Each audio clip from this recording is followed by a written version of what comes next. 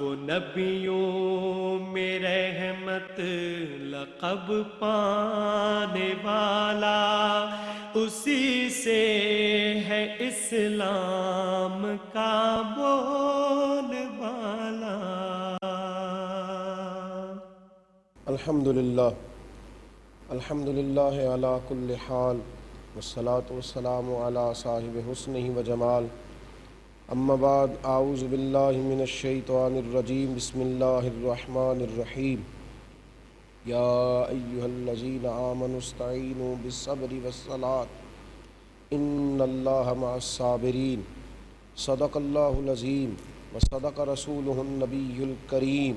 ان اللہ وملائکتہ یصلون علی النبی یا ایہا الذین آمنوا صلوا علیہ وسلموا تسلیما۔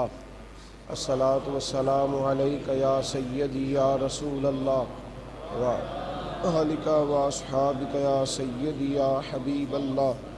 الصلاۃ والسلام علیک یا سیدی یا نبی اللہ وعلی آلک واصحابک یا سیدی یا رحمۃ للعالمین۔ اللہم صلی علی سیدنا و مولانا محمد معدن الجود والکرم وآلہ وصحبہ وبارک وسلم۔ حمد و صلوات کے بعد اللہ تبارک و تعالیٰ نے قرآن مجید میں ارشاد فرمایا، یا ایہا الذین آمنوا استعینوا بالصبر والصلاۃ۔ فرمایا اے ایمان والو، صبر اور نماز سے مدد مانگو۔ ان اللہ مع الصابرین، بے شک اللہ صبر کرنے والوں کے ساتھ ہے۔ کتنے خوبصورت ہیں وہ لوگ جنہیں اللہ کی معیت حاصل ہے۔ مومن کی زندگی میں اگر اسے اللہ تبارک و تعالیٰ کی معیت نصیب ہو جائے اور اللہ کا قرب خاص نصیب ہو جائے تو مومن کی تو معراج ہو گئی۔ ارشاد فرمایا جا رہا ہے کہ اے ایمان والو، صبر اور نماز سے مدد مانگو۔ نبی کریم علیہ الصلاۃ والسلام بڑے ہی خوبصورت، حضور علیہ السلام کی طبیعت مبارک تھی، چہرہ حشاش بشاش تھا، تو محبوب فرمانے لگے مومن کے ہر حال پر ہی تعجب ہے، اللہ نعمت دے تو شکر ادا کر کے اجر لے لیتا ہے، اور رب کریم اگر اسے کسی آزمائش میں ڈالے تو یہ صبر کر کے اللہ سے اجر حاصل کر لیتا ہے۔ صبر جو ہے نا، صبر زندگی میں بڑا ہی ضروری ہے۔ صبر جو ہوتا ہے یہ بہت ساری مشکلات کو خود بخود بہا کر لے جاتا ہے۔ صبر اس خوبصورت چیز کا نام ہے کہ جو ایک ایسے پل کا کام دیتا ہے کہ جس سے مشکلات چلی جاتی ہیں اور آسانیاں آ جاتی ہیں۔ صبر اس گہرے کنویں اور اس چوڑے سمندر کا نام ہے کہ جس کے اندر انسان کے سارے غم محو ہو جاتے ہیں۔ صبر اس حسن کا نام ہے کہ جس کی وجہ سے انسان اپنی زندگی میں کبھی بکھرتا نہیں بلکہ ہمیشہ سمٹا ہی رہتا ہے۔ نبی کریم سید عالم صلی اللہ تعالیٰ علیہ وسلم نے ارشاد فرمایا، صحیح بخاری صحیح مسلم کے اندر یہ حدیث موجود ہے، فرمایا مسلمان کو جو بھی تکلیف پہنچتی ہے، کوئی رنج پہنچتا ہے، کوئی اذیت پہنچتی ہے، کہیں وہ پریشان ہوتا ہے، جو بھی، حتیٰ کہ اس کے پیر میں کانٹا بھی چبھتا ہے تو اللہ اس کی وجہ سے بھی اس کے گناہوں کو معاف فرماتا ہے۔ اب مومن ہے کہ وہ صبر ہی نہیں کرتا، وہ چھوٹی چھوٹی باتوں کی شکایات کرتا ہے، حوصلہ دور دور تک لوگوں میں نظر نہیں آتا، اور معاشرے کو بے صبری نے اور حوصلوں کی کمی نے ایک دوسرے سے دور کر دیا ہے۔ انسان بے صبری کے عالم میں کچھ ایسے جملے بولتا ہے کہ پھر دوبارہ وہ زبان کے اندر داخل ہونا ممکن نہیں ہوتے۔ اگر وہ صبر کرے، تھوڑا انتظار کرے، تھوڑا حوصلہ کرے۔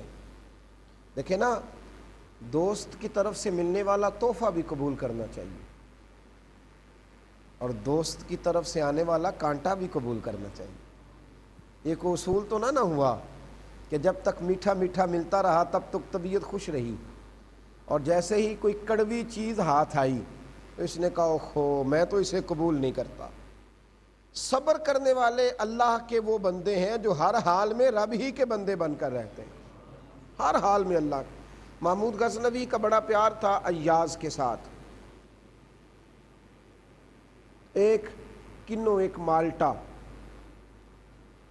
منگوایا اور محمود غزنوی نے اس کو کھانا شروع کیا. ارادہ کیا کھانے کا تو اس کو کاٹا چھری کے ساتھ, چھلکا اتارا, پہلا ٹکڑا پہلی کاش وہ ایاز کو دی. ایاز چپ کر کے کھا گیا. تو چونکہ اس کے چہرے کا انداز بڑا حسین تھا تو محمود کا دل کیا کہ شاید اور طلب کرتا ہے. اس نے ایک اور دے دی. جب طبیعت ذرا اور میٹھی دیکھی تو ایک اور دے دی.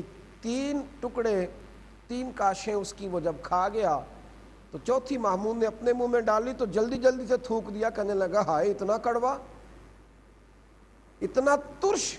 اور پھر کہنے لگا یار عجیب بات ہے, تو 3 کھا گیا اور بولا ہی نہیں.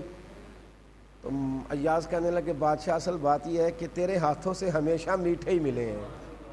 اب آج ایک ترش آیا تھا تو میں تھوک دیتا تو کوئین وفاداری تو نہ تھا نا. تو بس ٹھیک ہے, تو جو بھی دے نا, میں نے وہ کنوں کی مٹھاس اور اس کا ترش ہونا نہیں دیکھا, میں نے تو تیرے ہاتھ دیکھے ہیں. تو بھائی رب کریم جب بندے کو دے نعمت تب تو وہ کہے کیا بات ہے جی الحمدللہ, اللہ بڑا نوازنے والا ہے. اور جیسے ہی صبر کا مقام آئے پھر یہ کہے یہ میرے لیے ممکن نہیں, میں کمزور ہوں. تو بھئی تو نے وہ نعمت وصول کرتے وقت کیوں نہیں کہا کہ میں کمزور ہوں, میں نہیں وصول کر سکتا, کسی اور کو دے دی جائے. اس وقت تو سینہ کھلا تھا, بازو پھیلے تھے. اور جب مشکل بات کا وقت آیا ہے تو اب اس نے کہہ دیا ہے کہ میں کمزور ہوں. میرے نبی رحمت سید عالم صلی اللہ تعالیٰ علیہ وسلم کے جو غلام تھے نا, حضور کے جو صحابہ تھے, وہ دکھوں کو بھی قبول کرتے تھے. بلکہ اگر میں کہوں نا کہ 2 کھاتے تھے تو وہ بڑے میٹھے رہتے تھے, بڑے ٹھنڈے رہتے تھے.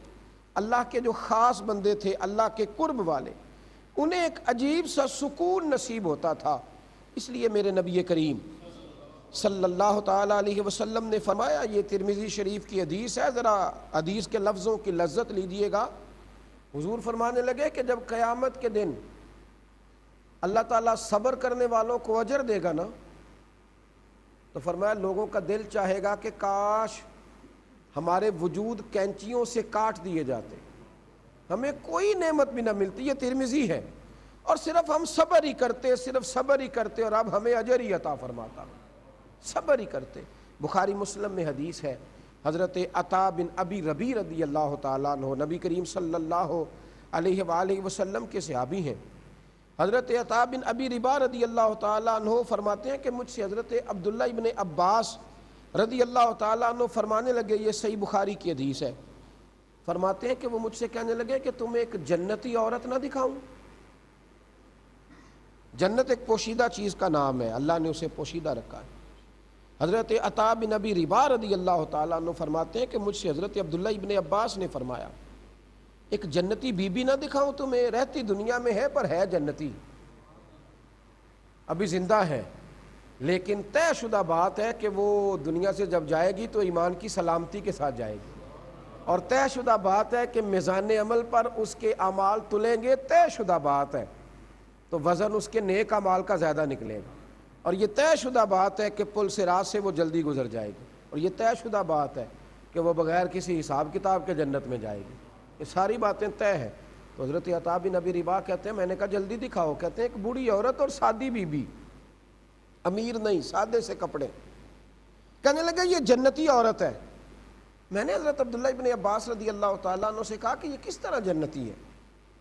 تو فرمانے لگے میں اس وقت موجود تھا جب یہ میرے رسول کریم علیہ السلام کی بارگاہ میں حاضر ہوئی تھی, اور اس نے آ کے عرض کی یا رسول اللہ مجھے مرگی کا مرض ہے, حضور بڑی تکلیف میں ہوں, اچانک بیٹھے بیٹھے وجود میرا پھڑکنے لگتا ہے, بے حال ہو جاتی ہوں, یا رسول اللہ میرے لیے دعا کر دیں. مریض جب بیمار ہوتا ہے تو اسے شفا سے غرض ہوتی ہے, اسے کوئی کہتا ہے وہاں جاؤ دم ہوگا تو شفا ہو جائے گی, وہاں جاؤ تو تعویذ ملے گا تو شفا ہو جائے گی, وہاں حکیم کے پاس چلے جاؤ گے تو شفا, جہاں جہاں لوگ بتاتے جاتے ہیں اس کو شفا سے غرض ہوتی ہے نا. اب ایک آدمی شدید بیمار ہے اور شفا اسے آنکھوں کے سامنے نظر آ رہی ہے, عرض کرتی یا رسول اللہ دعا کر دیں. اللہ کے محبوب کریم علیہ السلام نے فرمایا کہ سودا نہ کر لیں. عرض کی یا رسول اللہ آپ حکم فرمائے. حضور فرمانے لگے اگر تو کہتی ہے تو میں دعا کرتا ہوں اللہ شفا دے دے گا. اور اگر تو میرے ساتھ صبر کا وعدہ کرے نا، رہے تو بیمار ہی، کتنی مشکل بات ہے، اگر تو بیماری پر صبر کرے تو پھر اللہ کے رسول تیرے ساتھ جنت کا وعدہ کرتے ہیں۔ اگر تو کہتی ہے، دیکھیں نا میرے محبوب کو اللہ نے اختیار دیا ہے، ایک صحابی کی آنکھ نکل گئی، حضور نے لعاب دہن لگایا، اللہ نے شفا عطا کر دی۔ فتح خیبر کی رات مولا علی شیر خدا کہتے ہیں کہ مجھے آشوب چشم تھا اور مصطفیٰ میں لعاب دہن لگایا تو اللہ نے ساری شفائیں عطا فرما دی۔ حضور علیہ السلام کے دست مبارک میں شفا ہے، لعاب دہن میں شفا ہے، دعائے مبارک میں شفا ہے، لیکن محبوب کریم فرمانے لگے اگر تو صبر کرے گی تو اللہ جنت دے گا۔ خاتون بڑی سمجھدار تھی، عرض کرنے لگی حضور میں بیماری سے لڑ لوں گی، میں وقت گزار لوں گی اور انشاءاللہ صبر کروں گی، آپ نہ مجھے شفا نہیں چاہیے، آپ مجھے جنت ہی عطا فرمائیں۔ اب یہ دیکھ لیں کہ دنیا میں اب اس نے یہ جو جنت مانگی ہے نا، تو اس کے پیچھے ایک پوری تاریخ ہے کہ اس نے جب جنت کا سوال کر لیا، نبی پاک کا وعدہ ہو گیا اس کے ساتھ، اب اس کے خاتمہ بالخیر بھی طے ہو گیا، اعمال کا وزن ہونا بھی طے ہو گیا، پل صراط سے گزرنا بھی طے ہو گیا، جنت میں جانا بھی، اور کمال ہو گئی۔ شارحین حدیث کہتے ہیں کہ جب اس نے صبر کا وعدہ کر کے حضور سے جنت لی تو طے ہو گیا، اللہ بھی اس سے راضی ہے اور اللہ کے رسول بھی راضی ہے، یہ بات بھی طے ہو گئی، یہ طے ہو گیا معاملہ، چونکہ اس نے کہا یا رسول اللہ مجھے جنت عطا کر دیں۔ میرے حبیب پاک صلی اللہ تعالی علیہ وسلم سے عرض کرنے لگی حضور ایک خواہش ہے چھوٹی سی۔ حضور نے فرمایا وہ کیا؟ عرض کرنے لگی یا رسول اللہ جب مجھے مرگی ہوتی ہے نا میرے وجود سے کپڑا ہٹ جاتا ہے، تو کئی دفعہ کچھ جگہ سے میرا جو ستر ہے وہ ننگا ہو جاتا ہے، یہ دعا کر دیں کہ میری پردہ پوشی قائم رہے۔ تو حضور نے فرمایا چل یہ بھی دعا کر دی۔ اس کے گھر والے کہتے ہیں کہ بڑی بھی اسے مرگی ہوتی تھی پر اس کے کپڑے اپنی اپنی جگہ پر قائم رہتے تھے۔ تو یاد رکھیں گے جو صبر ہے نا، صبر، اللہ اکبر، اس کی بڑی بات۔ حضرت یونس علیہ السلام کے پاس حضرت جبریل امین حاضر خدمت ہوئے، جناب یونس علیہ السلام فرمانے لگے اے جبریل مجھے اللہ کا اس زمانے میں جو سب سے عبادت گزار بندہ ہے اس سے تو میری ملاقات کراؤ۔ تو جناب جبریل امین نا ایک انتہائی بیمار، نابینا، فالج زدہ آدمی کے پاس لے گئے، وہ بڑا ہی بیمار تھا، ٹانگیں بھی کام نہیں کرتی تھیں، ہاتھ بھی کام نہیں کرتے تھے، آنکھوں سے بھی اندھا تھا۔ حضرت یونس علیہ السلام جب اس کے پاس پہنچے تو پتہ ہے زبان سے کیا کہہ رہا تھا؟ یا اللہ تیرا شکر ہے، یا اللہ تیرا شکر ہے۔ تو حضرت یونس علیہ السلام فرمانے لگے کہ اے جبریل میں نے تو کہا تھا کہ بہت بڑے عبادت گزار کے پاس لے جائیں۔ تو حضرت جبریل کہنے لگے حضور، فرمانے لگے حضور ذرا دعا تو سنیے گا۔ وہ دعا پتہ کیا مانگتا؟ یا اللہ جب تک تو نے چاہا کہ میری آنکھیں تندرست رہیں اس وقت تک میری آنکھیں صحیح رہیں، اور جب تو نے چاہا کہ میرے لیے ٹھیک نہیں ہے تو واپس لے گیا۔ اے اللہ میں صبر کرنے والا بھی ہوں اور راضی رہنے والا بھی ہوں، یا اللہ جب تک تیری منشا تھی کہ میری ٹانگیں چلیں تب تک وہ چلتی رہیں، میں بھی راضی تھا، اور تو نہیں نہ چاہتا کہ میں پیروں سے چلوں تو اللہ میں راضی ہوں۔ یا اللہ جب تک تو چاہتا تھا کہ میرے ہاتھ چلیں تو میں بھی راضی تھا، ہاتھوں سے کام کرنا چاہتا تھا، اب اگر تو نہیں نہ چاہتا تو مارو مارو مینو مار مکاؤ، کوئی عذر نہ پیش لے آواں تے جے سونا ہی میرے دکھ وچ راضی تے میں سکھ نو چلے ڈاواں۔ میرے نبی رحمت سید عالم علیہ السلام نے صبر کرنے کا حکم دیا۔ امام احمد نے، امام نسائی نے حدیث لکھی ہے، رسول کریم سید عالم صلی اللہ تعالی علیہ وآلہ وسلم نے ارشاد فرمایا، محبوب کریم علیہ السلام فرمانے لگے جب کسی شخص کا بچہ انتقال کر جاتا ہے تو بڑا مشکل کام ہے نا۔ ایک دانشور نے لکھا تھا کہ باپ کا جنازہ پڑھنا آسان ہے، دعا کرو کسی کو بیٹے کا جنازہ نہ پڑھنا پڑ جائے، کمر ٹوٹ جاتی ہے۔ جب حضور کے صاحبزادے حضرت ابراہیم علیہ السلام کا وصال ہوا تو حضور کی آنکھوں میں آنسو آ گئے۔ حضرت انس بن مالک رضی اللہ تعالیٰ عنہ عرض کرنے لگے یا رسول اللہ صلی اللہ علیہ وسلم آپ بھی آنسو بہاتے ہیں؟ تو حضور فرمانے لگے دل ٹوٹا ہے تو آنکھیں بھر آئی ہیں، پر میرے دل میں بھی وہی ہے اور زبان پہ بھی وہی ہے جس سے میرا اللہ راضی ہوتا ہے۔ تو امام احمد نے حدیث لکھی ہے، نسائی میں حدیث ہے، نبی کریم علیہ الصلوۃ والسلام فرماتے ہیں جب کسی مسلمان کا، کسی مومن کا بچہ انتقال کر جاتا ہے، اس کے جگر کا ٹکڑا، اللہ فرشتوں سے فرماتے ہیں میرے بندے کے بچے کی روح لے آئے ہو؟ یا اللہ لے آئے ہیں۔ فرمایا وہ کیا کہتا تھا؟ اللہ تجھے بھی تو پتہ ہی ہے نا، پر رب فرشتوں سے سننا چاہتا ہے کیا کہہ رہا تھا، اس کی زبان پر کیا جملے تھے؟ تو فرشتے عرض کرتے ہیں مالک وہ تیری حمد ہی کر رہا تھا، وہ تیری رضا پہ راضی تھا، وہ کہہ رہا تھا انا للہ و انا الیہ راجعون، وہ راضی تھا تیری رضا پہ۔ تو رب کریم فرماتے ہیں گواہ ہو جاؤ، پھر میں نے اس کے لیے بیت الحمد بنا دیا ہے۔ یا اللہ یہ کیا ہے؟ فرمایا میں نے اس کے لیے اور اس کے بیٹے کے لیے جنت میں مکان تعمیر کر دیا ہے۔ یارو حوصلے والے لوگ، کبھی شکوہ نہیں آیا۔ اور صبر کے معاملے میں حضرت ابو طلحہ رضی اللہ تعالی عنہ اور ان کی زوجہ حضرت ام سلیم رضی اللہ تعالی، ان کا کردار تو بڑا ہی انوکھا ہے۔ جناب ابو طلحہ کہتے ہیں کہ میرا بیٹا بیمار تھا، شدید بیمار، کئی دنوں سے میں نے چھٹی کی، مزدور آدمی تھا، تو میری زوجہ کہنے لگی آپ جائیے میں بیٹے کو دیکھتی ہوں۔ عورتوں میں کم صبر پایا جاتا ہے نا، میں دیکھتی ہوں بیٹے کو۔